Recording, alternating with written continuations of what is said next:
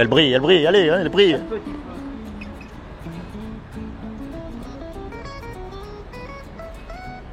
Bonjour mon ami, vous allez bien? Oui. Je m'appelle Laurent, je fais des petites vidéos un peu YouTube pour savoir ce qu'ils pensent les jeunes. Sur quoi? Parce qu'aujourd'hui justement on nous parle de plein de choses, on nous parle de tout et de rien, mais il y a un sujet dont on ne nous parle jamais. C'est qu'un jour ou l'autre, vous et moi, on va mourir. Ouais. Et malheureusement, on ne sait pas quand. Malheureusement, il y a des jeunes qui partent. C'est vrai. Ouais. Alors moi, ma question, c'est de savoir qu'est-ce qui se passe après, Après la mort? à votre avis. Est-ce que vous avez une idée, une question, une religion, une... Ouais, justement, je me pose cette question souvent, mais je sais pas du tout. Alors je vais vous dire, normalement, quand on meurt, on va être jugé. Et on va être jugé par rapport au bien ou au mal qu'on a fait. Donc la question à se poser, c'est de savoir comment est-ce qu'on sait si on fait du bien ou du mal. Ouais. C'est essentiel, puisque dans certaines civilisations, le bien là-bas, c'est pas le bien ici. Donc il doit y avoir une règle. Dieu a fait des lois. La loi de la pesanteur, la loi de l'aérodynamique, enfin tout marche avec des lois, on ne peut pas le nier aujourd'hui. Et il y a aussi une loi morale qui s'appelle les 10 commandements. Et les 10 commandements, c'est ce qui détermine si on est quelqu'un de bien ou si on est quelqu'un de pas bien. Alors on va voir comment vous allez faire, et je vous préviens tout de suite. Moi, j'ai échoué lamentablement au test. Donc en aucun cas, je vous juge, d'accord? Ok. Il y a un commandement qui dit « tu ne mentiras pas ». Est-ce que vous avez déjà menti? Oui. Comment on appelle quelqu'un qui a menti? Un menteur? Très bien. Il y a un commandement qui dit « tu ne voleras pas ». Est-ce que vous avez déjà pris quelque chose qui n'est pas à vous, peu importe la valeur? Ou là, vous n'avez jamais téléchargé de la musique ou... Si, si. Eh oui, non, mais voilà, comment on appelle quelqu'un qui prend quelque chose que c'est pas à lui? Un voleur. Il y a un commandement qui dit « tu honoreras toujours tes parents ». Est-ce que vous avez toujours obéi à vos parents? Non. Est-ce que vous avez déjà regardé une femme dans la rue pour la convoiter? Ou une image pornographique? Bah oui. Vous savez pourquoi elle est merveilleuse cette loi? Parce que justement, elle montre qu'on ne peut pas se juger les uns les autres. On est tous pareils. On a tous lamentablement échoué à la loi morale de Dieu. On est tous coupables face à Dieu.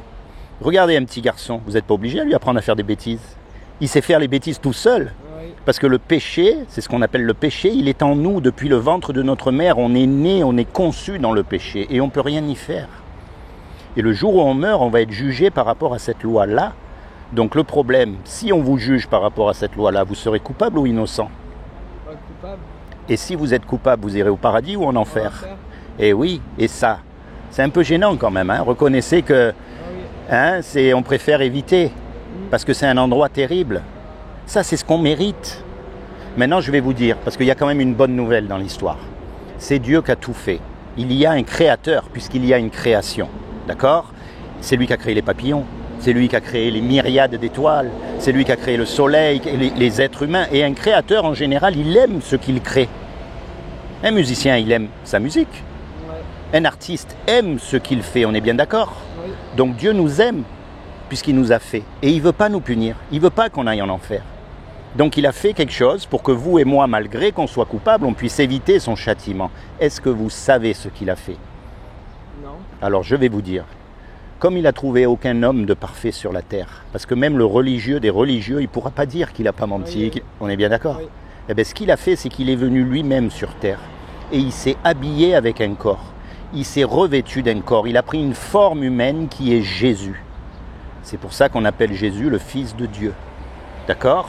Et il a dit, quiconque croit que Jésus est le Fils de Dieu et qu'il est ressuscité des morts, il aura la vie éternelle à mes côtés. Mais ça ne suffit pas ça. Parce que les démons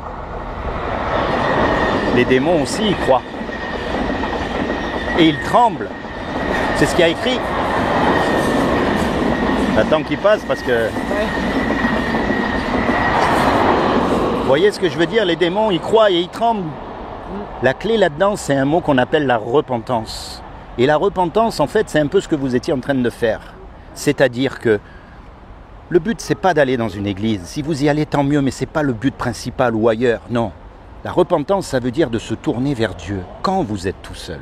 Et là, vous commencez à lui parler, à lui poser vos questions intimes, ce que vous cherchez vraiment dans votre cœur.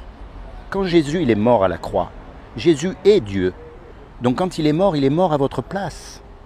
Il a pris votre châtiment sur lui. C'est comme si nous, on passe devant le juge, vous avez commis un crime, j'ai commis un crime, mais quelqu'un a payé l'amende. Le juge, il va dire, écoutez, pour moi, l'amende, elle a été payée, vous pouvez partir. C'est ce que Jésus a fait pour nous. Donc le but maintenant, c'est de l'accepter dans votre cœur comme votre Seigneur et votre Sauveur. Sauveur, parce que le jour du jugement dernier, ça va être votre avocat. C'est lui qui va vous sauver de l'enfer.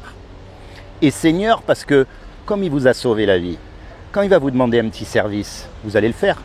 Oui. Par exemple, ne mens pas. Et oui, non mais ne mens pas, parce que des fois vous allez dire, attends, là si je mens pas, je vais m'en prendre une, oulalalala, mais Jésus il est mort pour moi. Alors, je ne vais pas mentir, tant pis si je m'en prends une, tant pis. Mais je préfère suivre Jésus. C'est ça la foi chrétienne. Vous voyez ce que je veux dire ? Oui. Donc quand vous êtes tout seul dans votre coin, parce que vous avez déjà une vie particulière qui est que à vous, vous êtes unique. Et ça, depuis des milliards d'hommes qu'il y a eu sur la terre, il n'y en a jamais eu deux comme vous. Et ça montre que ce que Dieu veut, c'est une relation personnelle avec vous.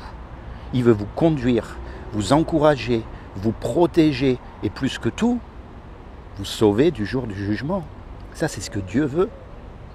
C'est comment votre prénom ? Nathan. Nathan, en plus. Vous savez qui c'est, Nathan ? C'est Dieudonné, non ? C'est un prophète dans la Bible. Ah bon ? Qui vivait à l'époque du roi David et qui a remis en place le roi David. C'est un grand prophète dans la Bible, Nathan. Vous n'avez pas de Bible ? Non. Alors je vais vous faire cadeau une Bible, d'accord ? Ok. Et comme ça, vous allez la lire tranquille. Ok. La Bible, c'est pas comme un roman. C'est un livre, en fait, c'est une bibliothèque. Il y a beaucoup de livres dans la Bible, il y en a 66. D'accord ? Et en particulier, ce sont des livres d'histoire, historique. C'est-à-dire que tout ce qu'il y a dans la Bible, tout, on n'a pas encore tout découvert. Mais jusqu'à maintenant, tout ce qu'on a découvert, rien n'a contredit la Bible, on va dire. Avec l'archéologie, avec l'histoire. D'accord ? Et donc, ce sont des histoires vraies. Et Dieu utilise ces histoires qui se sont réellement passées pour vous parler. Alors moi, je vous conseille, dans un premier temps, de commencer dans le livre de Jean. J'ai mis un marque-page. Okay. Parce que comme ça, vous allez apprendre à connaître Jésus. Okay. Parce que c'est quand même l'essentiel. C'est pas une religion, la foi chrétienne. C'est une relation personnelle avec Jésus. Et n'ayez pas peur de lui parler quand vous êtes seul. Vous lui dites, et voilà Seigneur, moi je suis là, je suis un pécheur, je sais que j'ai fait des bêtises déjà, je sais que si je meurs, je pars en enfer et tout. Mais bon, j'ai vraiment envie que tu sois mon sauveur. Il faut que ce soit sincère du cœur. C'est pas des récitations. Les prières, c'est juste parler avec Jésus. Mais quand vous êtes tout seul, pas comme les hypocrites devant tout le monde, là vous savez, qui font des tas de simulacres en fait, mais après le lundi matin, ils ont tout oublié. Et ils recommencent. D'accord ? Seigneur Jésus, je te demande vraiment que tu bénisses Nathan, que tu te révèles à lui dans son cœur comme son sauveur et son Seigneur, afin qu'il puisse entrer dans sa destinée que tu as prévue pour lui. Sois béni Nathan. Merci. D'accord ? Tu es encore jeune, tu as toute la vie devant toi et fais-moi confiance. Dieu ne te laissera jamais tomber. Tout ce que tu as à faire, c'est à te tourner vers lui. Okay. Et s'il t'arrive encore de faire des bêtises, si tu as choisi Jésus comme ton sauveur, il te pardonnera. Mais il faut que ce soit des vraies bêtises, on va dire, pas volontaires. Okay. Tu vois ? Ouais, je vois. Parce que c'est comme un petit garçon qui apprend à marcher. Il apprend à marcher et puis il tombe. Qu'est-ce que tu fais ? Tu ne vas pas l'écraser, tu le relèves. Ouais. Et s'il tombe 10 fois dans la journée, tu le relèves 10 fois. Maintenant, si tu te dis dans la tête, oui, de toute façon, Dieu, il m'aime et il est mort pour moi, donc allez, je peux faire ce que je veux, ça ne marche pas comme ça. Il y a tomber, c'est une chose, et faire exprès, c'est une autre. Et je sais qu'à ton âge, il y a beaucoup de tentations. C'est pas facile d'être jeune aujourd'hui. D'accord ? Tourne-toi vers Dieu. Tu verras l'histoire du roi David quand il était jeune. Et il ne te laissera jamais tomber. Sois béni, David. Sois béni. Au revoir. Nathan, pardon. Tu vois, ça y est, je t'ai déjà pris pour David. Allez, sois béni.